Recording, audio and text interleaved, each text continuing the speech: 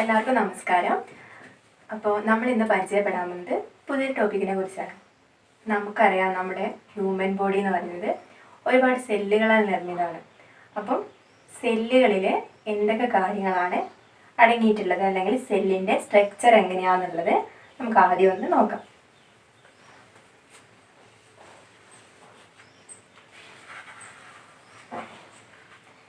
ഇത് ഒരു സെല്ലാണെന്ന് സങ്കല്പിക്കുക. ഇത് ഒരു സെല്ലാണ്. അപ്പോൾ സെല്ലിന് എന്താണ്? സെല്ലിനൊരു സെൻട്രൽ പോർഷൻ ഉണ്ടാവും. ന്യൂക്ലിയസ് എന്നറിയപ്പെടുന്ന ഒരു സെൻട്രൽ പോർഷൻ ഉണ്ട് സെല്ലിന്.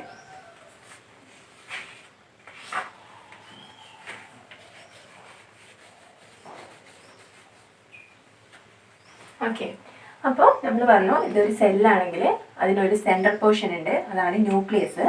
ഇനി ന്യൂക്ലിയസിൻ്റെ ഉള്ളിലായിട്ടാണ് ക്രോമസോമുകൾ കാണപ്പെടുന്നത്. Chromosomes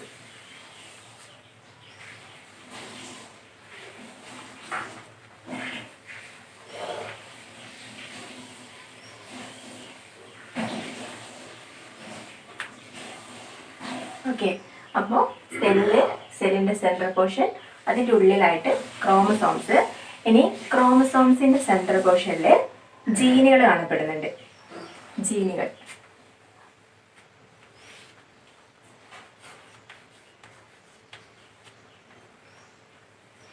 okay. ഇതാണ് സെല്ലിൻ്റെ ഒരു സ്ട്രക്ചർ എന്ന് പറയുന്നത്.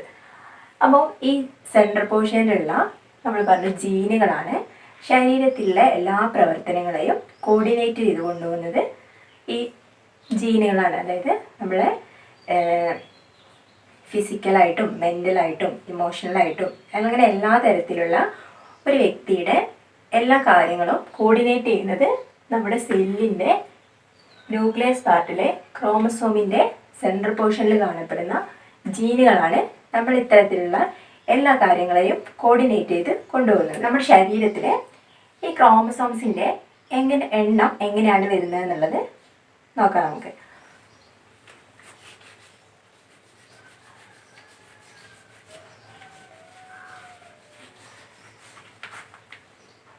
നമ്മുടെ ശരീരത്തിൽ 23 ജോഡി ക്രോമസോംസ് ആണ് ഉണ്ടാവുക. മനുഷ്യൻ്റെ ശരീരത്തിൽ 23 ജോഡി ക്രോമസോംസ് ആണ് കാണപ്പെടുന്നത്.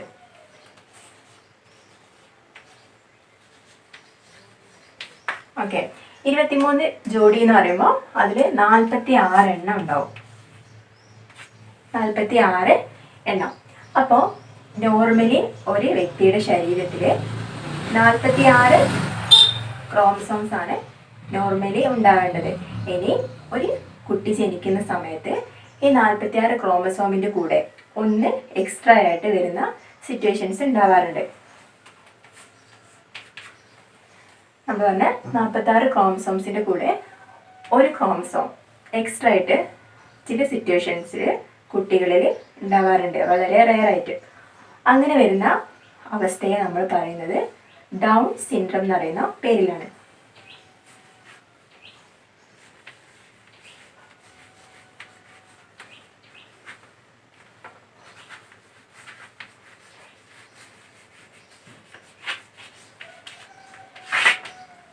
ഡൗൺ സിൻഡ്രം അല്ലെങ്കിൽ നമ്മളതിനെ DS എന്ന് പറയും. അപ്പോൾ മനുഷ്യൻ്റെ ശരീരത്തിൽ 23 ജോഡി ക്രോമസോംസ് ഉണ്ട്. അതിൽ 46 എണ്ണമാണ് ഉണ്ടാവുക. ഈ 46 എണ്ണത്തിൻ്റെ കൂടെ ഒന്ന് എക്സ്ട്രാ വരുന്ന ചില സിറ്റുവേഷൻസ് ജനന സമയത്ത് ചില കുട്ടികളിൽ ഉണ്ടാവാറുണ്ട്. അങ്ങനെ വരുമ്പോൾ അതിനെ ഡൗൺ സിൻഡ്രം അല്ലെങ്കിൽ DS എന്നറിയുന്ന പേരിലാണ് അറിയപ്പെടുന്നത്. ഓക്കെ, ഇനി DS-നെ ട്രൈസോമി 21 എന്ന് പറയുന്ന മറ്റൊരു പേരിലും കൂടെ അറിയപ്പെടാറുണ്ട്.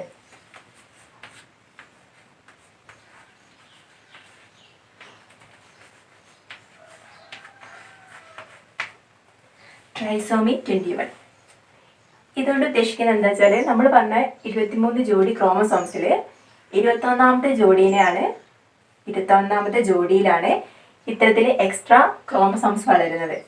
അതുകൊണ്ടാണ് ട്രൈസോമി 21 എന്ന് പറയുന്ന പേരിൽ ഈ DS അറിയപ്പെടാനുള്ള കാരണം.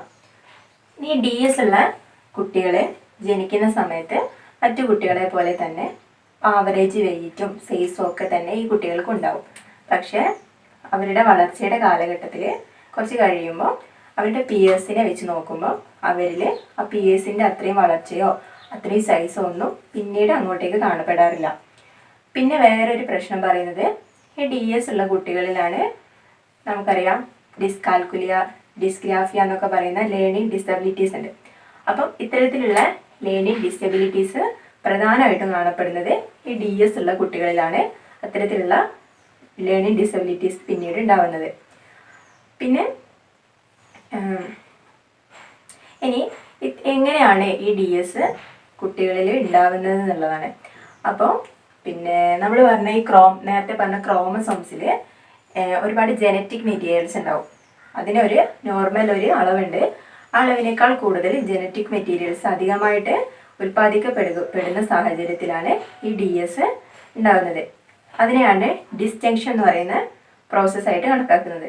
അതായത് ക്രോമസോംസിൽ ഒരുപാട് ജനറ്റിക് മെറ്റീരിയൽസ് ഉണ്ട്. അപ്പോൾ ഈ ജനറ്റിക് മെറ്റീരിയൽസിന് ഒരു അളവുണ്ട്. ആ അളവിൽ കൂടുതൽ ജനറ്റിക് മെറ്റീരിയൽസ് ക്രോമസോംസിൽ പ്രൊഡ്യൂസ് ചെയ്യപ്പെടുമ്പോഴാണ് അത് ഈ DS ഉണ്ടാകുന്നതിന് കാരണമാകുന്നത്. അപ്പോൾ ഈ ഒരു പ്രോസസ്സിനെയാണ് ഡിസ്ജങ്ഷൻ എന്ന് പറയുന്ന പേരിൽ അറിയപ്പെടുന്നത്. ഇനി എങ്ങനെയൊക്കെയാണ് ഇതിനുള്ള സാധ്യതകൾ എങ്ങനെയൊക്കെയാണ് വരുന്നത് എന്നുള്ളതാണ് നമ്മൾ നോക്കാൻ പോകുന്നത്.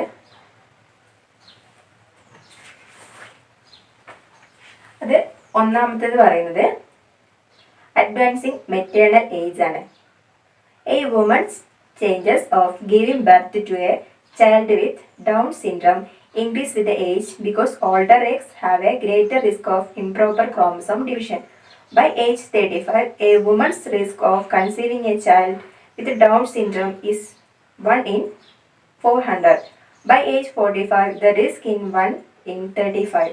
അതായത് അമ്മയ്ക്ക് പ്രായം കൂടി വരുന്ന സമയത്ത്, അതായത് 35 അബോവ് വരുന്ന സമയത്ത് ഇത്തരത്തിൽ 400 അമ്മമാരുണ്ടെങ്കിൽ അതിൽ ഒരമ്മ ജന്മം നൽകുന്ന കുട്ടിക്ക് ഇതേപോലെ DS ഉണ്ടാവാം. ഇനി അമ്മയുടെ ഏജ് എന്ന് പറയുന്നത് 45-ന് മുകളിലാണെങ്കിൽ ഇങ്ങനെ 45 പേരിൽ നോക്കുമ്പോൾ അതിലൊരാൾക്കും അങ്ങനെ ഒരമ്മ ജന്മം നൽകുന്ന കുട്ടിക്കും ഇതേപോലെ DS ഉണ്ടാവാനുള്ള സാധ്യത ഉണ്ട് എന്നാണ് പറയുന്നത്. അതായത് അമ്മയുടെ പ്രായം കൂടി വരികയാണെങ്കിൽ കുട്ടിയിൽ ഇത്തരത്തിലുള്ള പ്രശ്നങ്ങൾ ഉണ്ടാവാനുള്ള ചാൻസസ് കൂടുതലാണ്. ഇനി അടുത്തത് having had one child with Down syndrome. Typically, a woman who has one child with Down syndrome has about a 1% chance of having another child with Down syndrome.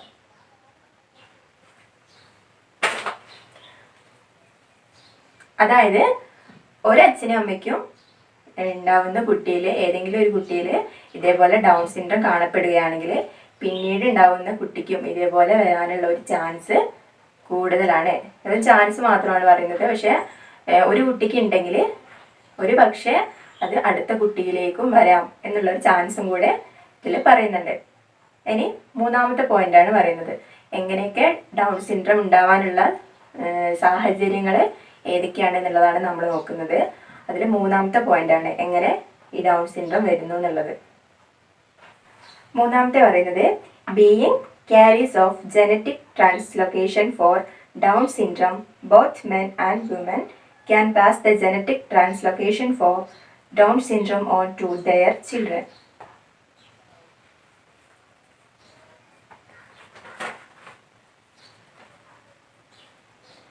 ഇതുകൊണ്ട് ഉദ്ദേശിക്കുന്നത് എന്താണെന്ന് വെച്ചാൽ പാരൻസിൽ ഇത്തരത്തിലുള്ള എന്തെങ്കിലും ക്രോമസോമിന് തകരാറുകളോ അങ്ങനെ എന്തെങ്കിലും സംഭവിക്കുകയാണെങ്കിൽ ഈ തകരാറുകൾ എന്ത് ചെയ്യും, ജനിക്കുന്ന കുട്ടിക്കും കൂടെ ബാധിക്കും. അപ്പോൾ ക്രോമസോമുകൾ കറക്റ്റായിട്ട് ഫങ്ഷൻ ചെയ്തില്ലെങ്കിലാണ് ഈ DS ഉണ്ടാവുക എന്നുള്ളത് നമ്മൾ പറഞ്ഞു. അപ്പം പാരൻസിൽ ഇത്തരത്തിലുള്ള ക്രോമസോമിന് തകർച്ചയോ നാശമോ അല്ലെങ്കിൽ അതിൻ്റെ എണ്ണത്തിൽ കുറവോ കൂടുതലോ ഒക്കെ ഉണ്ടാവുകയാണെങ്കിൽ കുട്ടികളിലും ഇത്തരത്തിലുള്ള എന്താ പറയുക ഡൗൺ സിൻഡ്രം ഉണ്ടാവാനുള്ള കാരണമായിട്ട് കണക്കാക്കുന്നുണ്ട്. അപ്പം നമ്മൾ പറഞ്ഞത് ഡൗൺ സിൻഡ്രം കുട്ടികളിൽ ഉണ്ടാകാനുള്ള പ്രധാനപ്പെട്ട 3 കാരണങ്ങളാണ്. ഒന്ന് അമ്മയുടെ പ്രായമാണ്. അത് 35-ന് താഴെ ആകുമ്പോൾ ഈ ഡൗൺ സിൻഡ്രം എന്ന് പറയുന്ന അവസ്ഥ നമുക്ക് കുറയ്ക്കാമെന്നാണ് പറയുന്നത്. അത് 35-45 ഒക്കെ ആകുമ്പോൾ ഇത്തരത്തിലുള്ള റിസ്ക് കൂടുതലായിട്ട് വരുമെന്നാണ് പറയുന്നത്. രണ്ടാമത്തേന്ന് പറയുന്നത് ഒരു കുടുംബത്തിലെ ഒരു കുട്ടിക്ക് ഇത്തരത്തിൽ DS ഉണ്ടെങ്കിൽ അത് അടുത്ത കുട്ടിയിലേക്കും വരാം എന്നുള്ളൊരു ചാൻസ് പറയുന്നുണ്ട്. പിന്നെ മൂന്നാമത്തേന്ന് പറയുന്നത് പാരൻസിന് ഇത്തരത്തിലുള്ള ജനറ്റിക് ട്രാൻസ്ലൊക്കേഷൻ, അതായത് ക്രോമസോമിൽ തകരാറുകളോ നാശമോ അങ്ങനെ എന്തെങ്കിലും ക്രോമസോമിൻ്റെ എണ്ണത്തിൽ ഘടനയിലും വ്യത്യാസമൊക്കെ വരുന്ന സമയത്ത് അവർക്ക് ഉണ്ടാകുന്ന കുഞ്ഞുങ്ങളിലും ഇത്തരത്തിൽ ഡൗൺ സിൻഡ്രോം വരാനുള്ള സാധ്യത കൂടുതലായിട്ടാണ് കണക്കാക്കുന്നത്. ഇനി ഡൗൺ സിൻഡ്രോം ഉള്ള കുട്ടികളിലെ ഒരു ഫീച്ചർ, അവരുടെ ശാരീരിക ഘടന എങ്ങനെയാണെന്നുള്ളത് നമുക്കത് നോക്കാം. അവരുടെ ഫീച്ചേഴ്സ് പറയുന്നത് ഫ്ലാറ്റ് ഫേസ് ആയിരിക്കും, സ്മോൾ ഇയർ ആണ്, സ്ലാൻഡിങ് ഐസ്, സ്മോൾ മൗത്ത്. പിന്നെ അവരുടെ ഇൻ്റലിജൻസ് കപ്പാസിറ്റി എന്ന് പറയുന്നത് ബിലോ ആവറേജ് ആയിരിക്കും. മസിൽ ജോയിൻ എപ്പോഴും ലൂസ് ആയിട്ടുള്ള ഒരു അവസ്ഥയിലാണ്. പിന്നെ ചൈൽഡ്ഹുഡ് തീരാറാവുന്ന പീരീഡിൽ എന്ത് ചെയ്യും, ഈ മസിൽസിൻ്റെ ഒരു ഫങ്ഷനിങ് പിന്നീട് കറക്റ്റായി മെച്ചപ്പെട്ട് വരും എന്നുള്ളതാണ് പറയുന്നത്. അപ്പോൾ നമ്മൾ ഇന്ന് ഡിസ്കസ് ചെയ്തത് ഡൗൺ സിൻഡ്രോം എന്ന് പറയുന്ന ഒരു അവസ്ഥയെ പറ്റിയാണ്. അപ്പോൾ കുട്ടികളിൽ വരുന്ന ഒരു എന്താ പറയുക, അവരുടെ ക്രോമസോമിൽ എക്സ്ട്രാ ആയിട്ട് ഒരു ക്രോമസോം അവർ ജനിക്കുന്ന സമയത്ത് എക്സ്ട്രാ ആയിട്ട് വളരുകയാണെങ്കിൽ അതിനെയാണ് നമ്മൾ ഡൗൺ സിൻഡ്രോം എന്ന് പറയുന്ന പേരിൽ അറിയപ്പെടുന്നത്. നമ്മൾ പറഞ്ഞു 23 സെറ്റ് ക്രോമസോംസ് ആണ് നോർമലി ഉണ്ടാവേണ്ടത്. അതിൽ 46 എണ്ണം ഉണ്ടാവും. ആ 46 എണ്ണത്തിൻ്റെ കൂടെ ഒരു ക്രോമസോം എക്സ്ട്രാ ആയിട്ട് വരുന്ന അവസ്ഥയാണ് ഡൗൺ സിൻഡ്രോം അഥവാ DS എന്ന് പറയുന്ന പേരിൽ അറിയപ്പെടുന്നത്. ഇതിൻ്റെ മെയിൻ എന്ന് പറയുന്നത് ക്രോമസോംസിൽ ഉണ്ടാകുന്ന എണ്ണത്തിലുണ്ടാകുന്ന കൂടുതലാണ്. പിന്നെ അത് എങ്ങനെയൊക്കെ വരാം, അതെങ്ങനെയൊക്കെ വരികയെന്ന് വെച്ചാൽ നമ്മൾ പറഞ്ഞു അമ്മയുടെ പ്രായം കണക്കാക്കിയിട്ട് വരാം. അമ്മയുടെ പ്രായം കൂടുമ്പോൾ ഇതിനുള്ള ചാൻസ് കൂടുതലാണ്. പിന്നെ രണ്ടാമത്തെ അറിയുന്നത് ഒരു ഫാമിലിയിലുള്ള ഒരു കുട്ടിക്ക് ഉണ്ടെങ്കിൽ ഒരു പക്ഷേ അടുത്ത കുട്ടിയിലേക്കും അത് വരാനുള്ള സാധ്യതയുണ്ട്. പിന്നെ മൂന്നാമത്തെ പാരൻസിന് ജനറ്റിക് ട്രാൻസ്ലൊക്കേഷൻ ഉണ്ടെങ്കിലും ഇത് വരാം. പിന്നെ അങ്ങനെയുള്ള കുട്ടികളുടെ ഫീച്ചേഴ്സ് എങ്ങനെയാണെന്നുള്ളതാണ് നമ്മൾ നോക്കിയത്. Okay, thank you.